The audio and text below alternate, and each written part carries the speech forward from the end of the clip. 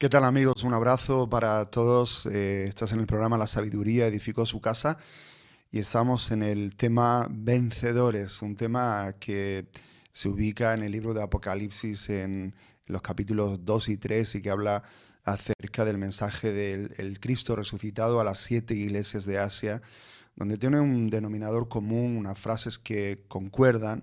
Eh, una de ellas es que hay unas cosas buenas que el Señor Jesús le dice a la iglesia.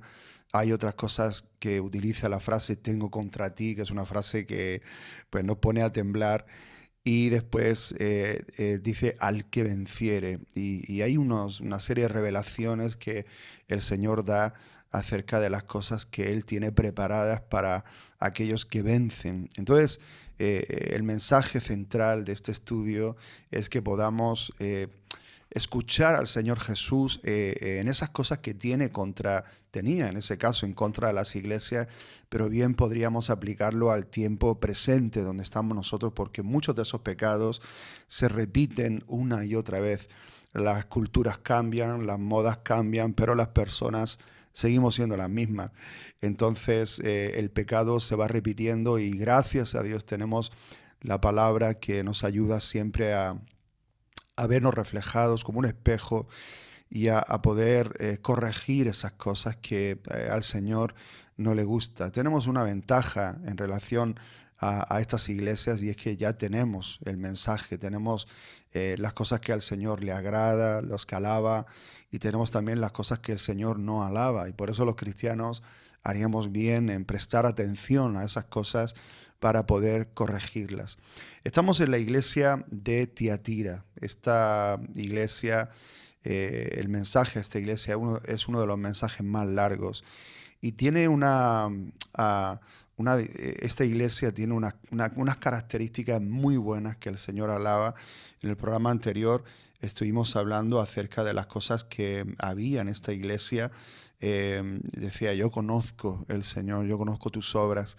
Y hablamos de que era una iglesia que era desbordante en el amor, era desbordante en el servicio, tenía paciencia y hablábamos de la paciencia como una capacidad de perseverar a través del tiempo, pero no el que persevera como puede, es el que va pues arrastrándose hasta llegar al final, sino es una perseverancia guardando la fe, guardando el testimonio, ciertas cosas que estaban guardando bien estos de Tiatira. Que tus obras postreras, dice el Señor, son más que las primeras. O sea, era una iglesia que iba creciendo en todas estas cosas. Pero luego viene esta terrible frase, pero tengo contra ti. Y a mí me asusta un poquito esta frase porque viene con una advertencia, es como el preludio de algo que pueda acontecer si no corregimos esas cosas.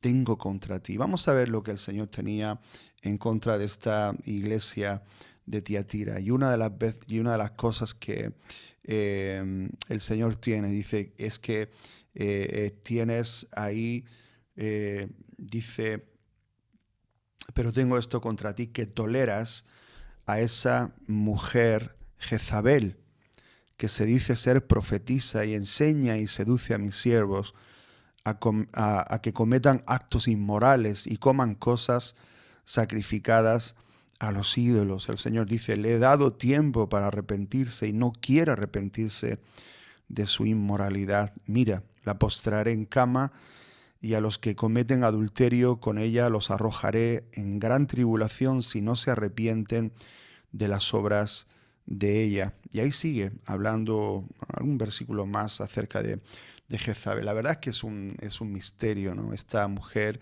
dentro de las páginas del Nuevo Testamento, porque sí conocemos a la otra Jezabel del Antiguo Testamento que tiene el récord Guinness dijéramos, de maldad, de manipulación, una mujer sumamente perversa y que murió de una forma pues también atroz, ¿no? De parte del Señor. Pero aquí el Señor viene y la saca en escena. Lógicamente, lo que yo pienso es que esta mujer no se llamaba Jezabel, porque ningún padre o ninguna madre en su sano juicio, por lo menos que conociera un poco la historia del pueblo de Israel, pues llamaría a su hija con este nombre, ¿no? Por lo menos pues, en todo lo que implica este nombre. Sino que seguramente el Señor la asocia con el espíritu que había en ella de manipulación, de coacción, para hacer a los demás pecar, que en este caso, pues la Jezabel original del Antiguo Testamento era lo que hacía. Y esta Jezabel, lo primero que vemos es que tenía un control sobre los creyentes. Los de Tiatira eran amorosos, eran sinceros y todo lo que hemos dicho, pero quizá les faltaba el discernimiento que precisamente tenían los de Éfeso, cuando hablábamos de que los de Éfeso dice que probaron a los que se decían ser falsos apóstoles y descubrieron que eran mentirosos. Quizá a los de Tiatira les fallaba esta capacidad de discernir, de poder pesar los espíritus que había alrededor de ellos. Y precisamente yo creo en el ministerio profético, creo en que la profecía está activa hoy, no solamente una profecía que trae edificación, consolación y exhortación a la iglesia a través de la misma predicación de la palabra. La predicación de la palabra es profecía, porque estamos hablando y usando las páginas inspiradas de la palabra de Dios para traer el pensamiento del corazón de Dios y de la inspiración de Dios a una realidad presente del pueblo, a una realidad que está viviendo un pueblo, una persona, una familia en el tiempo actual. Creo que eso es parte de la profecía. Pero también hay una profecía predictiva. Vemos a Agabo en el Nuevo Testamento como él predijo, era un llamado profeta y predijo algunos de los sufrimientos que iba a padecer el apóstol Pablo, además al estilo del Antiguo Testamento, usando símbolos. Yo creo que, bueno, pues no es necesariamente ahora imprescindible usar ese tipo de símbolos. Creo que también que no estamos en el ministerio profético del Antiguo Testamento, pero sí creo que en la Biblia vemos profetas que son verdaderos. Yo mismo he recibido palabras proféticas que han marcado el rumbo de mi vida en algunos momentos específicos y que realmente ha sido de bendición, de ánimo, de confirmación. Lógicamente también he recibido palabras proféticas que han sido pues un desastre, que si yo me hubiera fiado de ellas, pues hubiera acabado no sé dónde. Pero por eso ahí está la importancia del discernimiento. Y en el Nuevo Testamento se habla mucho acerca de esto, del discernir, de pesar la profecía, de no menospreciarla, pero sí el poder examinar todo lo que se nos dice, ver el espíritu que hay detrás de esas palabras que se nos dice y escoger lo bueno. Escoger lo bueno significa escoger lo que tenga que ver con Dios, lo que sea de Dios, de edificación, lo que también se extraiga de la palabra y desechar lo malo. Y eso es un ejercicio que todos los cristianos debemos de hacer para, pues, precisamente lo que dice Pablo, no menospreciar. Menospreciar es tener en menos, tener en poco. Y por el hecho de que haya barbaridades hoy en día en el ministerio profético, no nos exime de poder echarlo todo a un lado y quitarlo, sino precisamente de saber escoger la parte positiva, la parte que todavía Dios habla por medio de ese ministerio. Pero en este caso esta Jezabel era un peligro. Esta Jezabel era tremenda porque usaba quizá ese ministerio profético para manipular. Y ahí es donde tenemos que tener cuidado cuando se usa este ministerio. Yo he oído a personas decir en un púlpito, tú te vas a casar con ella, y he oído cierto tipo de palabras que que son un poquito como, pues ahí tendríamos que cogerlas con pinzas. Yo no me atrevería, aunque Dios me lo dijera, no me atrevería a decirlo en público, sino que lo diría en privado y vería el testimonio de ellos y todo lo llevaría en un proceso. O sea, creo que existe ese ministerio de revelación, de abrir puertas que quizá pues Dios quiere abrir en mi vida, pero todo hay que llevarlo decentemente y con orden. Pero esta Jezabel se ve que estaba descontrolada.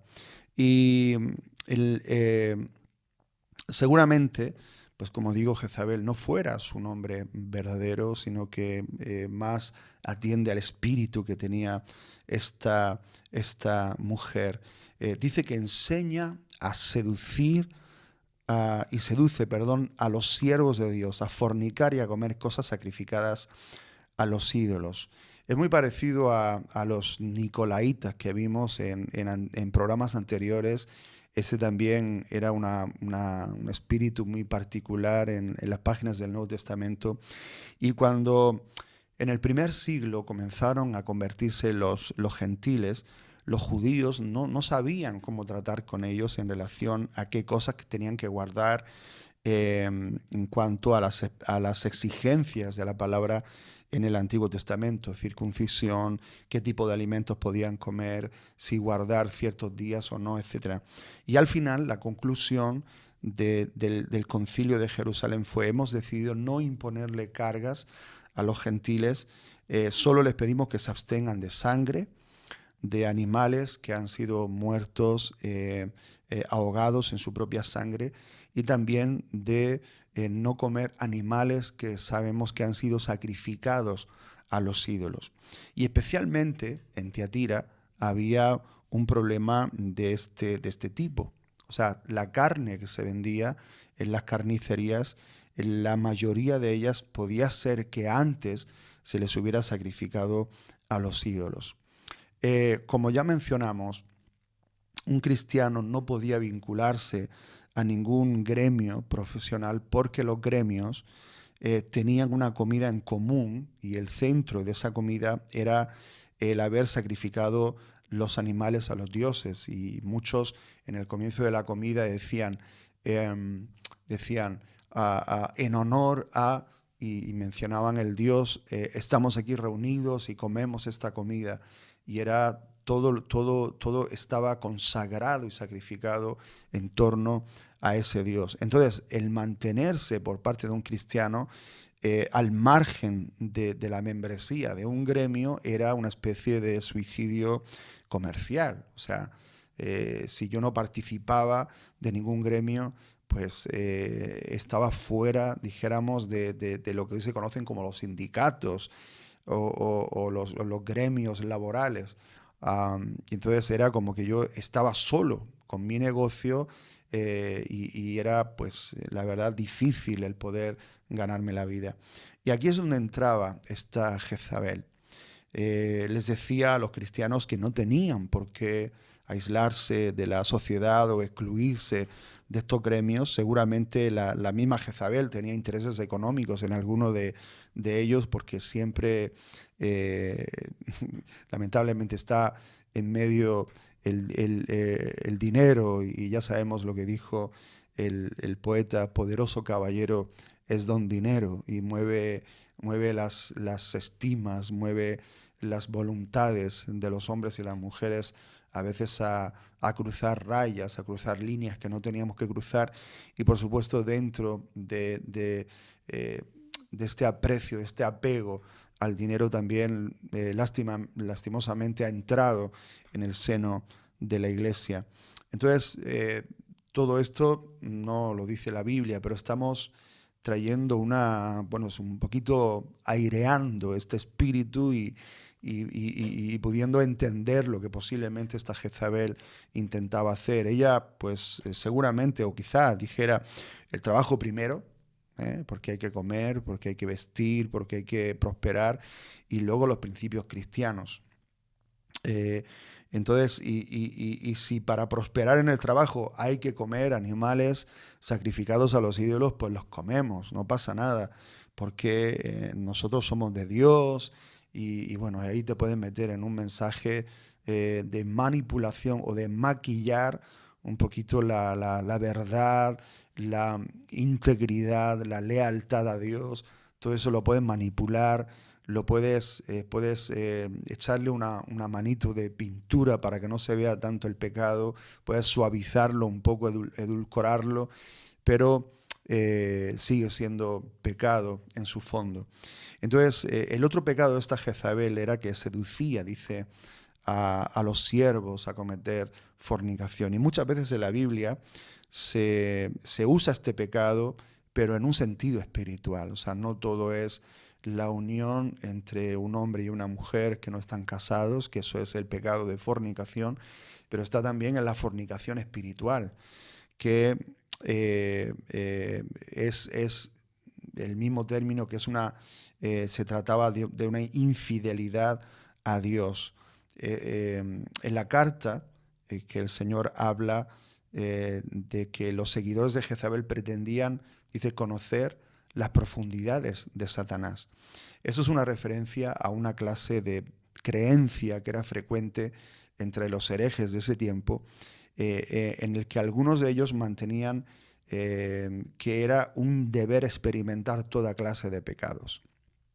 Era un poco como los nicolaitas, ¿no?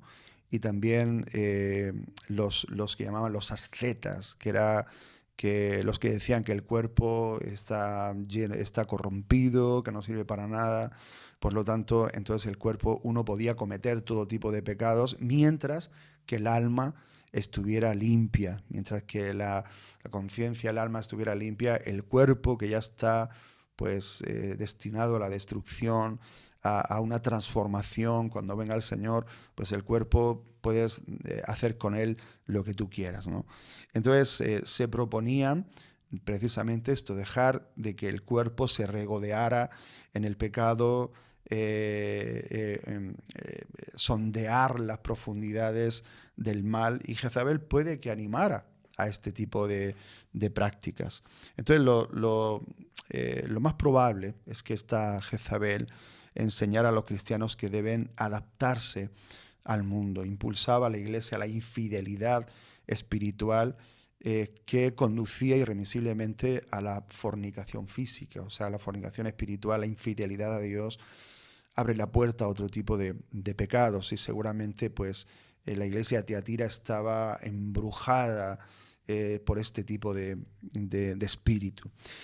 Y parece que este espíritu jezabélico está todavía, como digo, ha cambiado las culturas, han cambiado muchas cosas de aquí o sea, de hace 2000 años para acá, pero el pecado es el mismo, porque el ser humano sigue siendo el mismo. Seguimos tropezando en la misma piedra, seguimos dejándonos engañar. El diablo sigue usando las mismas estrategias que usaba antaño para hoy en día también edulcorar el mensaje cristiano, quitarle peso a la integridad, quitarle ese componente de pureza, de piedad al cristianismo, de mantenerse al margen. Y entonces es como que incluso nosotros nos creemos a veces este tipo de mentiras, y ahí es donde entra este espíritu de Jezabel, que en el Antiguo Testamento vemos como tenía totalmente abducido al rey Acab, y era la que reinaba realmente, era Jezabel, a través de este espíritu de manipulación y de seducción.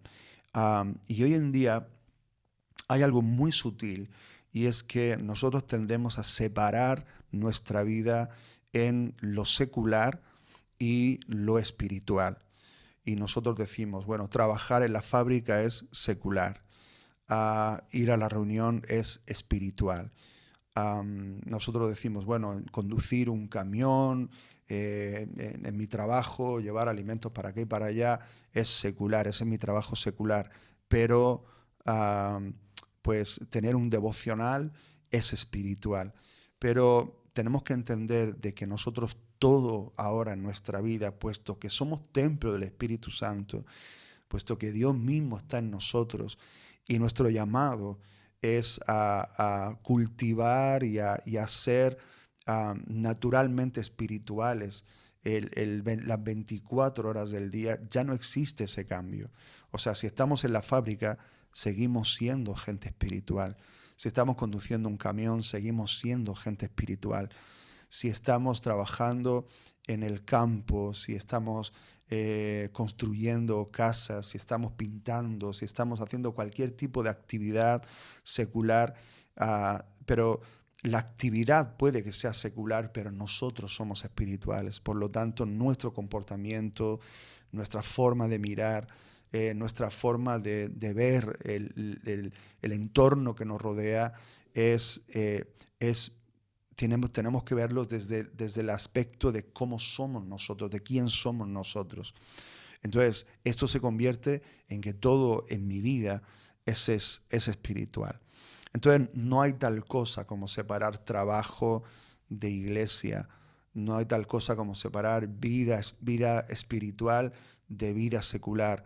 Repito, todo lo que pasa en nuestra vida es espiritual. De hecho, el apóstol Pablo abunda en sus cartas y les dice a las iglesias de que todo lo que hagáis, sea de palabra o de hecho, hacedlo todo como para el Señor y no para los hombres. O sea, si tú estás trabajando en una empresa, tú en última instancia estás trabajando para el Señor, no para tu jefe. Lógicamente tienes que hacerle caso a tu jefe, pero el que pesa tu trabajo, el que evidencia de que tú eres un buen trabajador, primeramente tu primer jefe, al primero que tú tienes que dar cuentas es al Señor. Y luego eso se refleja en lo natural. Es posible que tu jefe luego te alabe y te diga, oye, eres un buen trabajador, eres una buena trabajadora, estoy contento contigo, haces bien tu trabajo. Y tú dices,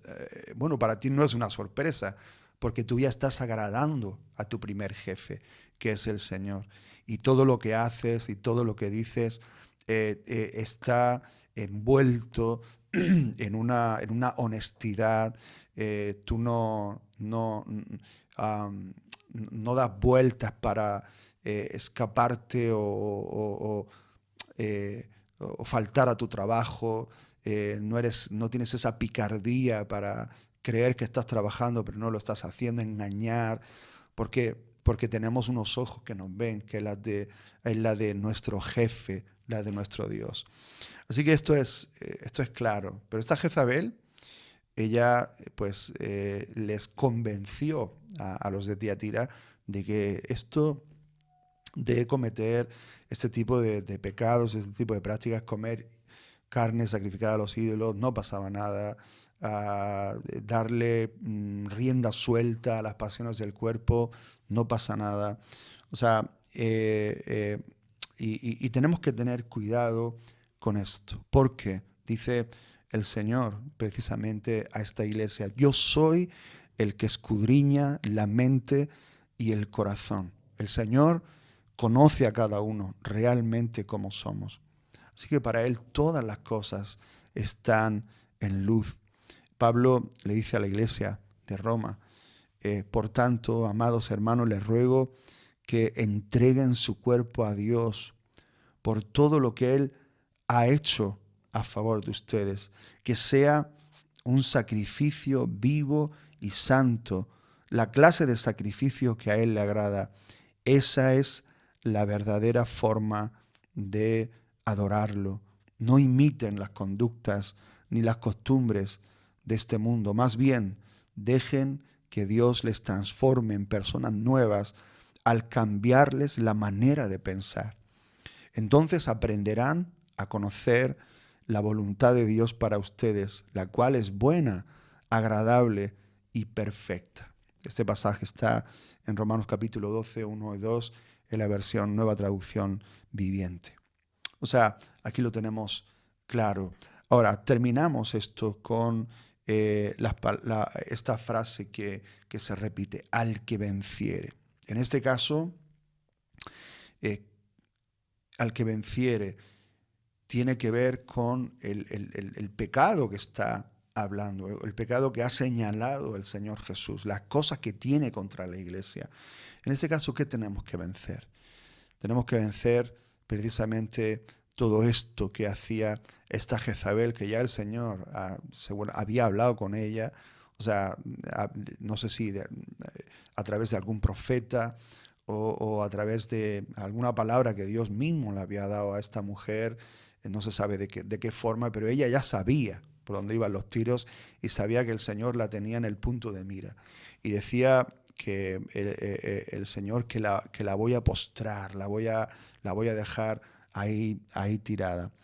Y dice que al que venciere, y se le hace una promesa doble.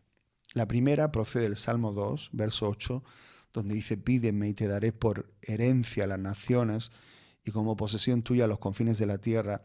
Los quebrantarás con vara de hierro, como vasija de alfarero los desmenuzarás. Este, como sabemos, es un salmo mesiánico y habla de una conversación de Jesús con el Padre, donde el Hijo le dice al Padre: pídeme y te daré las naciones como herencia tuya. Esta promesa también se la da a los cristianos que le dicen al Padre: pídeme que haga algo, Señor, pídeme que haga algo y lo haré.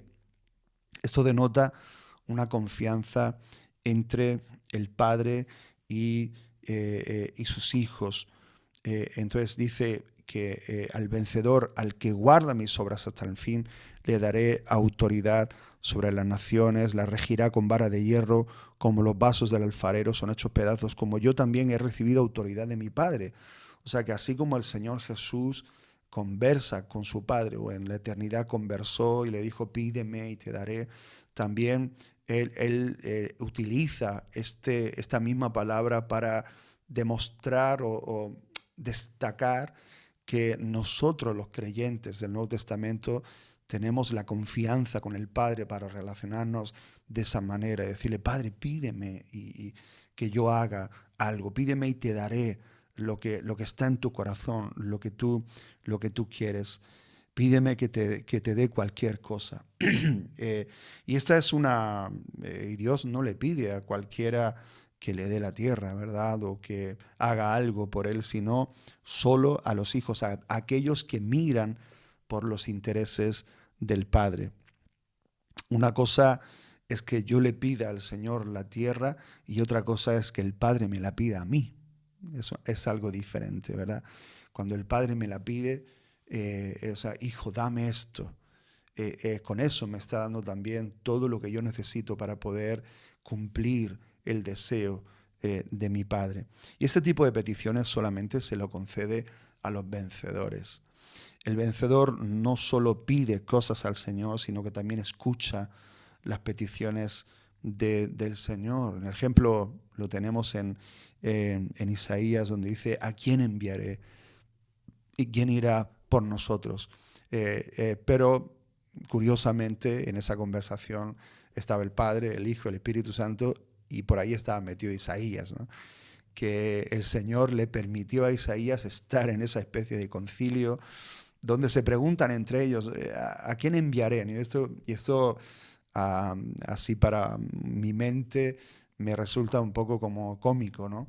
Es como que el Padre abre la puerta de la revelación a Isaías para que esté en ese concilio santo, y de repente pregunta al aire: ¿a quién enviaremos? ¿No? ¿Quién irá por nosotros? Y entonces Isaías me lo veo mirando para un lado y para otro, y dice: pues si solamente soy yo, Padre, aquí estoy, heme aquí, envíame a mí, ¿no? O sea, soy el único que está, y para mí, que eres tú el que me ha metido en este lío y me estás pidiendo que vaya, así que Señor, yo iré, ¿no?